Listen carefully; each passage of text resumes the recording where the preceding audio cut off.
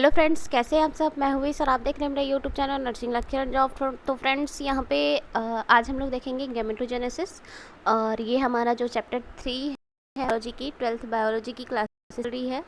Chapter 3 का ये third part है, थर्ड वीडियो है।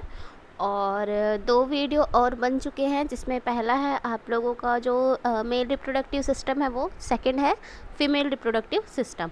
आज देखेंगे हम लोग गैमेटोजेनेसिस। तो इसमें मेल गैमेट्स और फीमेल गैमेट्स कैसे फॉर्मेशन होते हैं वो देखेंगे। आप लोगों को एक एक नोट्स मिल जा रहा है यहाँ पे। आप लोग इस वीडियो को ज़्यादा से ज़्यादा शेयर कीजिए ताकि सभी को इसका बेनिफिट्स मिल सके। तो स्टार्ट करते हैं। गैमेटोजेनेसिस होती क्या है। जो भी कैंडिडेट चैनल पे नए हैं, चैनल को सब्सक्राइब करके रखिए आगे की और नेक्स्ट वीडियो पाने के लिए। तो डेफिनेशन है, it is a process by the primary male and female sex organ produce male and female gametes known as gametogenesis। जो primary male and female sex organ होते हैं, जैसे कि फीमेल सेक्स ऑर्गन में देखें तो हमारा ओवरी, और मेल सेक्स ऑर्गन में देखें तो हमारा टेस्टिस। ठीक है, यहाँ से क्या होते हैं, हमारे गैमेट्स प्रोड्यूस होने लगते हैं। तो इस जो गैमेट्स प्रोड्यूस होने की जो प्रोसेस है उसको बोलते हैं गैमेटोजेनेसिस। अब गैमेटोजेनेसिस में स्पर्म प्रोड्यूस होता है, उसको बोलते हैं स्पर्मेटोजेनेसिस, और ओवम प्रोड्यूस होता है उसको बोलते हैं oogenesis। ठीक, तो यहाँ पे स्पर्मेटोजेनेसिस देखते हैं पहला। तो स्पर्मेटोजेनेसिस होती क्या है, it is the process by which immature germ cell to produce mature sperm cell. ठीक है, तो यहाँ पे जो इमेच्योर जर्म सेल होती है, उस दिन डायग्राम बताया था मेरे प्रीवियस वीडियो में, देख लेना आप लोग, कि उसमें जो स्पर्मेटोगोनिया था वो हमारा इमेच्योर जर्म सेल होता है, ठीक है, मेल का, और उसी से ही हमारे स्पर्म बनते हैं। तो इस जो प्रोसेस है उसको बोलते हैं स्पर्मेटोजेनेसिस। फिर उसके बाद oogenesis क्या होती है, it is the process by which the immature female germ cell to produce the mature ovum. ठीक है, जो इमेच्योर फीमेल जर्म सेल होती है वहाँ से ओवम प्रोड्यूस होती है, उस प्रोसेस को बोलते हैं oogenesis। ये हम पूरा देखेंगे दोनों को कि कैसे कैसे होता है। तो सबसे पहले देखते हैं स्पर्मेटोजेनेसिस। तो स्पर्मेटोजेनेसिस में दो प्रोसेस होती हैं। सबसे पहले देखते हैं अपन लोग स्पर्मेटोगोनिया। स्पर्मेटोगोनिया होती क्या है, तो it multiply by mitotic division to increase the number. They are present in the inner wall of seminiferous tubules. Each spermatogonia haploid and contain 46 chromosome. ठीक है, तो ये स्पर्मेटोगोनिया क्या होती है, ये हेप्लॉइड होती हैं, और इसमें जो है 46 क्रोमोसोम्स प्रेजेंट रहते हैं, और ये जो है सेमनीफेरस ट्यूब्यूल्स में प्रेजेंट होते हैं।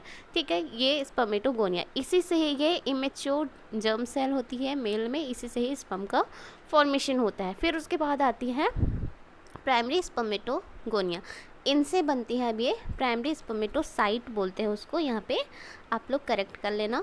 तो some spermatogonia called as a primary spermatocyte periodically undergoes meiotic division to form haploid cell, secondary spermatocyte, and its contain 23 chromosomes। अब क्या होती है, ये जो स्पर्मेटोगोनिया है ये माइटोटिकली डिवाइड होते हैं और प्राइमरी स्पर्मेटोसाइट बनाते हैं। अब इस प्राइमरी स्पर्मेटोसाइट से सेकेंडरी स्पर्मेटोसाइट्स बनते हैं।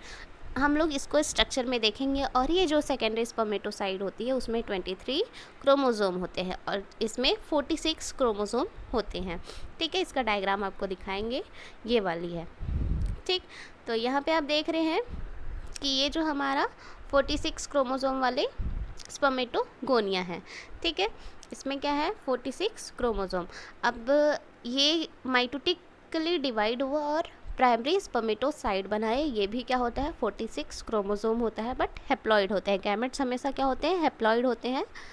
फिर उसके बाद क्या होता है, इनका फिर से मियोटिक डिवीज़न होती है। फर्स्ट मियोटिक डिवीज़न होने से ये सेकेंडरी स्पर्मेटोसाइट बनाते हैं, जो कि 23 क्रोमोसोम होते हैं। अब फर्स्ट मियोटिक डिवीज़न के बाद ये जो सेकेंडरी स्पर्मेटोसाइट्स बने हैं उसमें सेकेंडरी म्योटिक डिवीज़न होती है, सेकंड म्योटिक डिवीज़न होती है। सेकंड म्योटिक डिवीज़न होने के बाद ये हैप्लॉइड सेल बनाते हैं जिसको बोलते हैं स्पर्मेटिड। ठीक है, ये है हमारे स्पर्मेटिड। इसमें क्या होते हैं 23 क्रोमोसोम्स होते हैं। इसमें भी 46 क्रोमोसोम होंगे, ये वाले में, इसमें भी 46 है, इसमें भी 46 है, बट ये जो है इसमें जो है 23 क्रोमोसोम है ये वाले में। ठीक है, इसको बोलते हैं स्पर्मेटिड। स्पर्मेटिड के बाद बनते हैं हमारे स्पर्म। ठीक है, तो ये भी क्या होते हैं 23 क्रोमोसोम वाले ही होते हैं। तो ये जो स्ट्रक्चर है आप लोगों को इसी को ही समझना है, यही लिखा हुआ है पूरा। पहले क्या होता है स्पर्मेटोगोनिया जो कि मैच्योर सेल होती है, ये 46 क्रोमोसोम वाले होते हैं। माइटोटिक डिवीज़न होता है इसमें। माइटोटिक डिवीज़न होने के बाद ये प्राइमरी स्पर्मेटोसाइट्स बनाते हैं, ये भी 46 क्रोमोसोम वाले होते हैं। इसके बाद इसमें होती है मियोटिक डिवीज़न फर्स्ट, ये जो लिखा है मियोटिक डिवीज़न फर्स्ट। इसके बाद ये बनाता है सेकेंडरी स्पर्मेटोसाइट। सेकेंडरी स्पर्मेटोसाइट बनाने के बाद इसमें फिर से सेकेंडरी मियोटिक डिवीज़न होती हैं, जिसकी वजह से 4 सेल मिलते हैं जो कि कहलाते हैं स्पर्मेटिड। ठीक है, अब ये होते हैं 23 क्रोमोसोम वाले ये। फिर उसके बाद इनसे ये जो स्पर्मेटिड है इनसे बनते हैं हमारे स्पर्म। ठीक, फिर उसके बाद आती है, तो ये जो पूरा थ्योरी जो लिखा है ना आप लोग इसको लिख लेना और समझ लेना, जो मैं यहाँ पे बताई हूँ वही सब इसमें लिखा हुआ है। ठीक है, फिर उसके बाद है ये जो पूरा प्रोसेस है,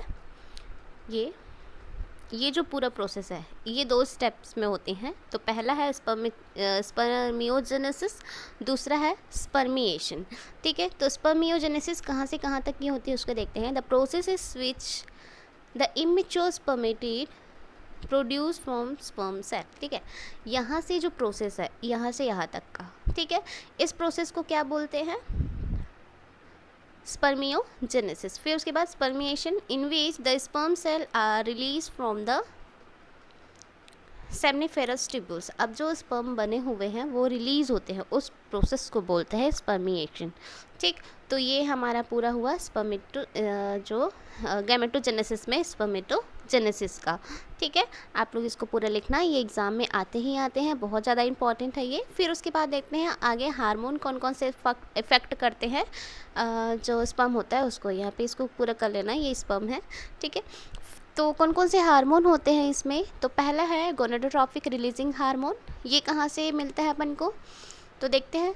it is a hormone secreted by a hypothalamus, it's level increase significantly at puberty. ठीक है, तो ये कहाँ मिलते हैं अपन को, हाइपोथैलेमस, जो ब्रेन में हाइपोथैलेमस ग्लैंड होती है वहाँ से ये गोनाडोट्रोपिक हार्मोन सिक्रीट होते हैं। और ये जो है प्यूबर्टी के टाइम में, यानी कि सेकेंडरी कैरेक्टरिस्टिक जब आने लगते हैं बच्चे में, 14 साल की जो एज होती है, 14-15 साल के, उस टाइम में ये हार्मोन जो है बढ़ते जाते हैं। ठीक, फिर उसके बाद जो सेकंड है फॉलिकल स्टिमुलेटिंग हार्मोन, जिसको बोलते हैं एफएसएच। ये क्या करते हैं, FSH act on Sertoli cell which stimulate the release of some factor that help the process of spermatogenesis। ठीक है, अब ये जो फॉलिकल स्टिमुलेटिंग हार्मोन है ये भी हमारे जो थैलेमस है, हाइपोथैलेमस ग्लैंड्स और पिट्यूटरी से निकलते हैं, और ये जो है सर्टोली सेल पे एक्ट करते हैं, स्टिमुलेट करते हैं सर्टोली सेल को। जो पिछले वीडियो में मैंने डायग्राम बताया था उसमें मैंने बताया था कि सर्टोली सेल क्या होते हैं। ठीक है, तो सर्टोली सेल जो है वो क्या करते हैं, न्यूट्रिशन प्रोवाइड करते हैं स्पर्म को। ठीक है, अब ये क्या करेगा कि जो स्पर्मेटोगोनिया है, ठीक है, सॉरी, ये जो फॉलिकल स्टिमुलेटिंग हार्मोन होते हैं वो स्पर्मेटोजेनेसिस मतलब स्पर्म के फॉर्मेशन में हेल्प करते हैं। ठीक है, फिर उसके बाद आएंगी ल्यूटिनाइजिंग हार्मोन। अब ल्यूटिनाइजिंग हार्मोन क्या होती है, ये जो ल्यूटिनाइजिंग हार्मोन है, ठीक है, वो क्या करता है, they act on Leydig cell which stimulate the synthesis and secretion of androgen which in term to stimulate the process of spermatogenesis. ये क्या करेगा, जो ल्यूटिनाइजिंग हार्मोन है वो लेडिंग सेल पे एक्ट करती है, और ये भी जो स्पर्मेटोजेनेसिस की जो प्रोसेस है उसको स्टिमुलेट। ठीक है,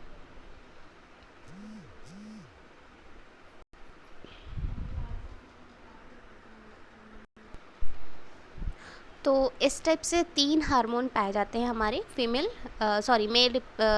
जो स्पर्मेटोजेनेसिस का जो प्रोसेस होती है उस टाइम पे, यानी कि जो सेकेंडरी कैरेक्टरिस्टिक स्टार्ट होते हैं मेल में उस टाइम में। First is gonadotropin releasing hormone, ये हाइपोथैलेमस से सिक्रीट होंगे।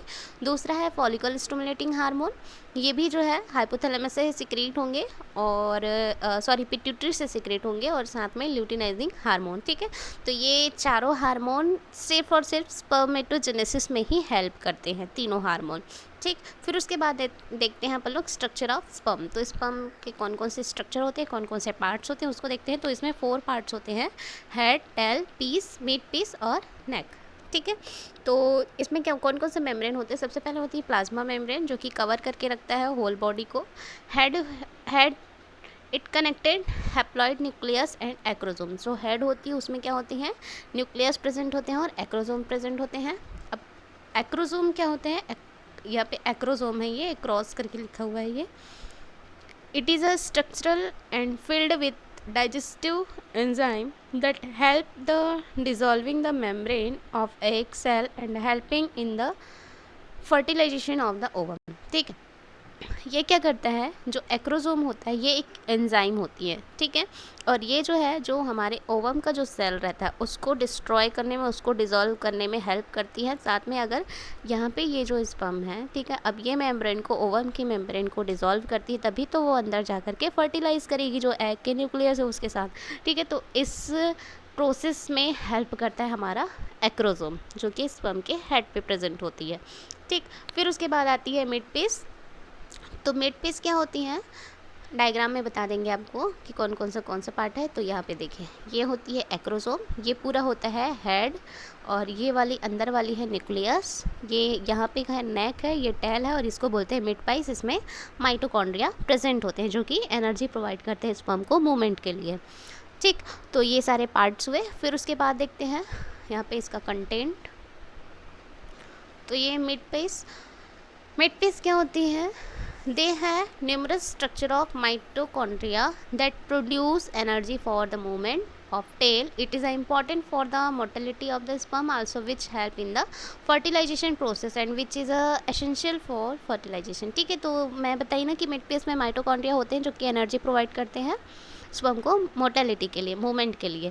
ठीक है, और साथ में फर्टिलाइजेशन में भी हेल्प करते हैं। फिर उसके बाद आती है नेक्स्ट इजाकुलेशन। अब इजाकुलेशन क्या होते हैं, 200 से 300 million sperms are released and at least 60% of them they should have normal shape and size, 40% of them having motility। ठीक है, तो जो इजाकुलेशन, जितना स्पर्म एक बार में इजाकुलेट होता है वो 200 to 300 मिलियंस में होते हैं, बट जो 60% स्पर्म होते हैं वो पूरी तरीके से उनका स्ट्रक्चर होता है। ठीक है, और जो मतलब साइज और शेप उनका करेक्ट होता है, बाकी सब एबनॉर्मल रहते हैं, एबनॉर्मल साइज शेप में रहते हैं स्पर्म जो है। ठीक, फिर उसके बाद जो 40% स्पर्म होते हैं वही मोटाइल होते हैं, बाकी सब नॉन मोटाइल होते हैं। ठीक, फिर उसके बाद आती है सीमेन। तो सीमेन क्या होती है, जो वाइट कलर की जो फ्लूइड दिखती है अपन को, जिसको हम स्पर्म बोलते हैं, उस स्पर्म में जो फ्लूइड्स रहते हैं उसी को ही सीमेन बोला जाता है। Milky white organic fluid which are release by the penis during ejaculation. It consist of the sperm and the fluid they secrete by the accessory duct. पिछले वीडियो में हमने पढ़ा है कि एक्सेसरी डक्ट क्या होते हैं, इस चैप्टर के जो फर्स्ट वीडियो थे। ठीक है, तो जितने भी एक्सेसरी डक्ट से फ्लूइड निकलते हैं और साथ में जिसमें स्पर्म रहता है, उसी पूरे कंटेंट को ही सीमेन बोलते हैं, जो कि वाइट कलर का होता है। ठीक है, फिर हार्मोन्स, जो एंड्रोजन हार्मोन होते हैं, मेल सेक्स हार्मोन जिसको बोलते हैं, it maintain the function of all accessory duct and glands. ठीक है, जो एंड्रोजन होते हैं वो मेंटेन करके रखता है सभी एक्सेसरी ग्लैंड्स को, उनके फंक्शन को। तो ये हमारे स्ट्रक्चर हुआ स्पर्म की। फिर उसके बाद देखते हैं अपन लोग oogenesis। तो oogenesis क्या होती है, यहाँ पे देखते हैं oogenesis क्या है, हमने पढ़ा अभी जस्ट थोड़े टाइम पहले की डेफिनेशन उसका, कि जो इमेच्योर जर्म सेल होती है वहाँ से ओवम, ठीक है, जो immature germ cell, female germ cell होती है, उससे ओवम का प्रोड्यूस होना, ये प्रोसेस को बोलते हैं oogenesis। ठीक है, तो यहाँ पे दोनों को मैंने बना दिया है ताकि आप लोगों को डिफरेंस समझ में आए कि ये दोनों में क्या डिफरेंसेस है। ये स्पर्मेटोजेनेसिस है और ये oogenesis है। ठीक है, तो जो oogonia ओवम, ठीक है।